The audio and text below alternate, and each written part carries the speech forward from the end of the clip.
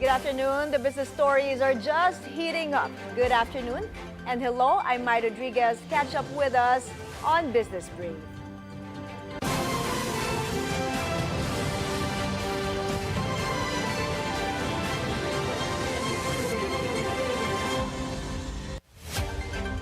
Asian shares are mostly higher after Wall Street's mixed close, where Nvidia, Palantir, and other tech heavyweights trimmed early steep losses. Investors turn their attention to Jackson Hole, Wyoming, as central bankers kick off their annual meeting later today. All eyes are on Fed Chair Jerome Powell's Friday speech for clues on U.S. monetary policy. Japan's Nikkei and Hong Kong's Hang Seng edge lower, while other regional markets trade in the green. On currencies, the U.S. dollar gains against the Japanese yen, the Singapore dollar, the South Korean won, and the Thai baht. It is slightly weaker against the Hong Kong dollar, while the Australian dollar slips against the greenback.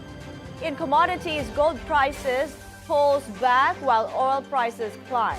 In crypto, Bitcoin slides 0.5% and Ethereum loses more than 1%.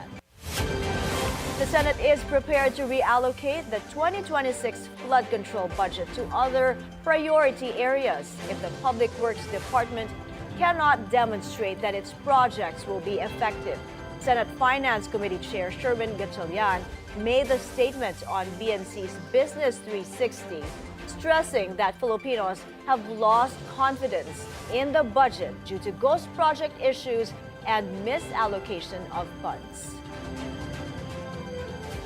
Basic principle here is if the DPWH cannot prove to us that the 270 plus billion that is now appropriated in the 2026 budget, if they cannot prove to us that this will be effective and this is completely without any corruption, then we won't hesitate to rechannel that 270 plus billion pesos to education, to build classrooms instead of flood control projects. He added that the Senate is engaging third-party engineering companies to help scrutinize the DPWH budget and ensure that projects have a valid basis. Meantime, the senator committed to holding accountable those behind ghost projects, including pushing for jail time for those responsible. In the middle of the ongoing probe on bungled flood control projects, talk has now surfaced about a possible change of leadership at the Department of Public Works and Highways. A report on Politico.com says former Public Works Secretary Rogelio Babe Singson is being eyed to replace Manuel Bonoan, who's facing criticism over these exposed anomalies. In a message to the Bilyonaryo news channel, Singson said he has begged off, adding that he has other concerns like his health and his family. Singson led the agency during the Aquino administration. U.S. President Donald Trump's call to slap up to 300% tariffs on semiconductor imports is drawing sharp warnings it could kill global trade. Philippine Economy Secretary Arsenio Balisacan said such a move would be devastating after Trump first floated a 100% tariff and now suggests raising it to 300%. Analysts warn the escalation threatens the Philippines' own semiconductor industry, which relies heavily on exports to America. Last year alone, the country shipped more than $6 billion worth of electronics to the U.S., making it our top export. President Trump's threat of 300% tariffs on semiconductors could quadruple the cost of innovative circuits. Dan Lachica, president of the Semiconductor and Electronics Industries in the Philippines Foundation, or SAPI, tells BNC's Business 360 the industry is deeply concerned about it. But the fact of the matter is, like Senator Wynn was mentioning, we can't freeze and hold strategic decisions on investment and everything. So I think we just have to continue explaining the advantages of investing in the Philippines, create more, the improved infrastructure, the ease of doing business. In fact, this October, we're going to have the Philippine Semiconductor Electronics Convention Exhibition, October 28 to 30, and that would be a good forum or medium to show the capability of the Philippines as far as solid semiconductor supply.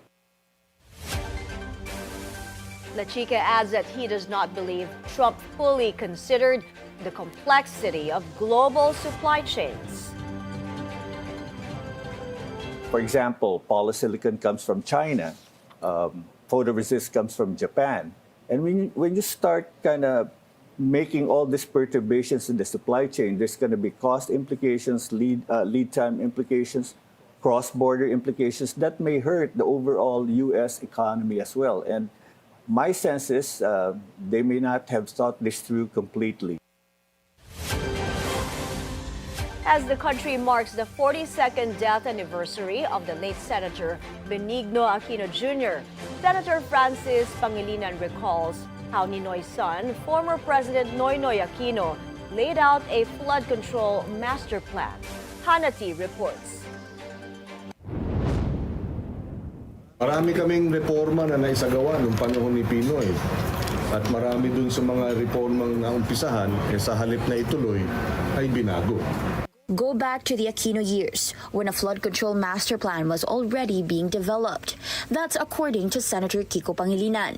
This after the Senate Blue Ribbon Committee hearing tackled the anomalies on flood control projects. When it comes to accountability on corrupt and ghost flood control projects, for Pangilinan, reforms mean little without actual consequences. Kung nangyari man ay binaliktad, yung mga skandalo nung nakaraan. So hopefully with this, may mga masasampulan na talaga. He points out that even with stronger laws against agri-smuggling, not a single offender has been jailed. Meanwhile, Pinoy's nephew, Kiko Aquino Dee, told Bilyonaryo News Channel that Filipinos remain worth dying for. The line the Filipino was worth dying for was first said by his grandfather, former Senator Benigno Ninoy Aquino in 1980, while in exile in the United States. It became a symbol of his willingness to face danger under the Marcos dictatorship. About 4 decades later, his grandson affirms that the message still holds true. Do you still think the Filipino is worth dying for? I think ultimately yes, because in the end, where did that statement come from for Lolo Ninoy? No? So I don't know. I never got to ask him, but knowing how patriotic he was, and yeah, I don't use that term lightly, no, but there was that real sense of patriotism that si Lolo Ninoy, people like Kapepe Joke, no, Bobby Tanyada had for the country that it seems sort of, I don't know, cliche or old-fashioned now, but they genuinely loved the country. And for Lolo Ninoy in particular, I think that extended to loving the people, right? It's not, he didn't say the Philippines is worth dying for, it's the Filipino is worth dying for, right? So, mahal niya talaga yung kapwa niyang Pilipino eh. And I think while maybe I struggle to have that personal connection because of just all the things that have happened. I think we go back to what is the most important thing, right? And the most important thing for me is we need to have a society where life is important. He says they're planning something big for the 40th anniversary of the EDSA revolution in 2026. So we're hoping we can do something fun that people can sort of acknowledge, you know, we've made progress, but also we're still so far away from the promise of EDSA. He calls it a milestone, a moment to look back at how far the nation has come and how far it still has to go. Hannah Tia, Bilyonaryo News Channel. We're taking a short break. More business stories are up next. You're watching Business Brief.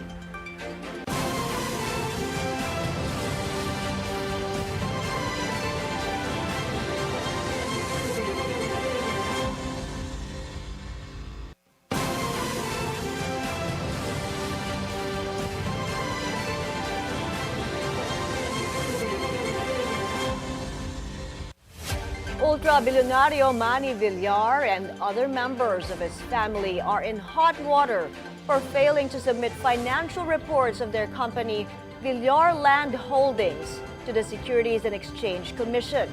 Sujin Kim joins us on the line for the details. Go ahead, Sujin. Yes, Mai, the Securities and Exchange Commission comes down hard on Villar Land Holdings, slapping them with millions in penalties.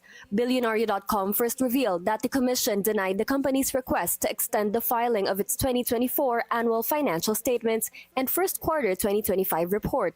Authorities rejected the company's claim that audit disputes over the valuation of Villar City caused the delay, stressing that timely reporting is mandatory and non-negotiable. The SEC said Villar Land was given multiple extensions until June 30, yet still failed to submit its reports. SEC records show that the company had disclosed in a March 28, 2025 current report that its board had approved and authorized the release of the 2024 financial statements, even as the audit was unfinished. The commission warned this created a risk of misleading the investing public.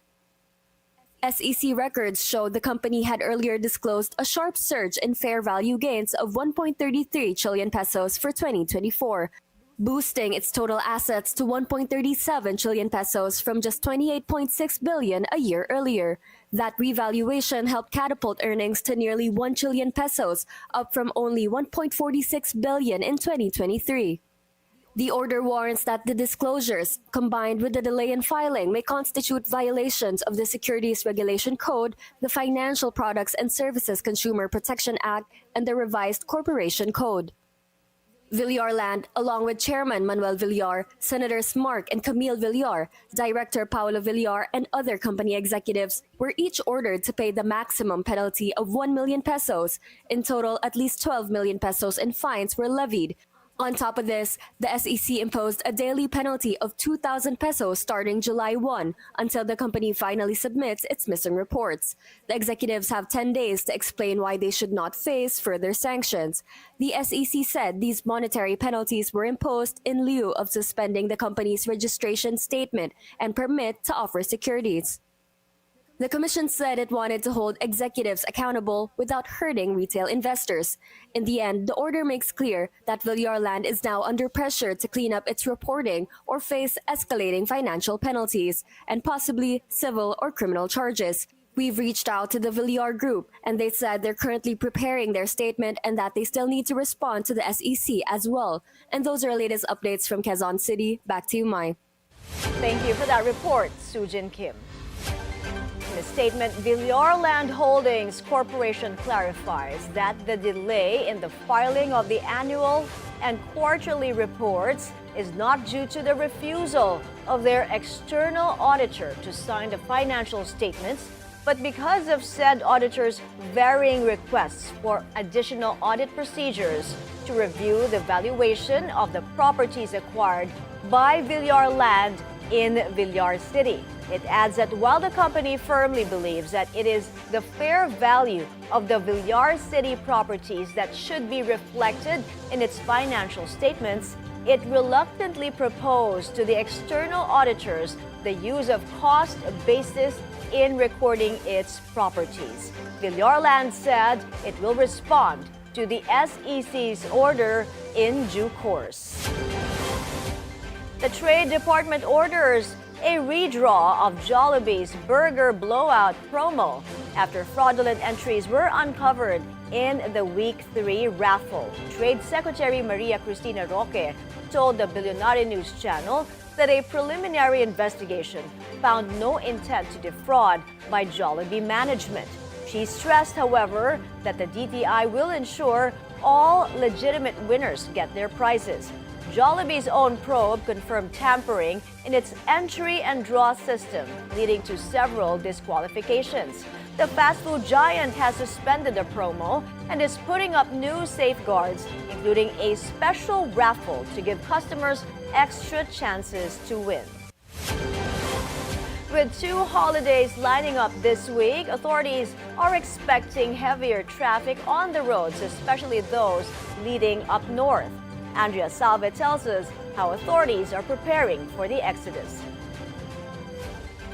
The expanded number coding scheme is suspended today, August 21, a special non-working holiday in commemoration of Ninoy Aquino Day. And since the holiday falls on a Thursday, the MMDA expects that many have already filed their leave or will be absent on Friday, extending their vacation until Monday, August 25, which is also a holiday, the National Heroes Day. Hopefully, mas spread out po yung mga motorista at yung po mga bibiyahe. Planuhin po natin yung inyong pagbiyahe. Tingnan po natin yung ating mga sasakyan na nasa kondisyon. At mag-ingat po. The NLEX management is also prepared for the expected influx of vehicles on the expressway, as many are anticipated to head to northern Luzon for the long weekend. Starting yesterday afternoon, they have deployed additional personnel and temporarily suspended roadworks and lane closures. Kami po ay ready naman po mag-implement po ng counterflow. Lalong-lalo na po kung talagang hindi naman po congested yung ating opposite direction. Doon sa huling toll plaza po natin, doon sa Tarlac, sa may Esitex, ready din po kami na magdagdag ng additional collection points para mas mabilis po yung pagdaan ng ating motorista doon. They expect a 3 to 5% increase in vehicle volume on NLEX from their daily average of 350,000 motorists. Similar to their constant reminders during long weekends, the public is advised to plan their trips ahead of time. Make sure their RFID has loaded or installed for a faster and smoother travel. Andrea Salve, Bilyonaryo News Channel. Malacanang assures telecom companies that their concerns will be addressed if the Konektadong Pinoy bill becomes law. Telcos remain opposed to the measure, arguing it is unconstitutional and may create cybersecurity risks. Pala spokesperson Claire Castro says the government is ready to tackle these issues through the bill's implementing rules and regulations. Telecom operators have also warned they could bring the law to court, particularly over provisions letting new players operate without a legislative franchise. Still, key government agencies support the bill, calling it a path to lower internet costs and better connectivity nationwide. We're taking another breather. You're watching Business Brief.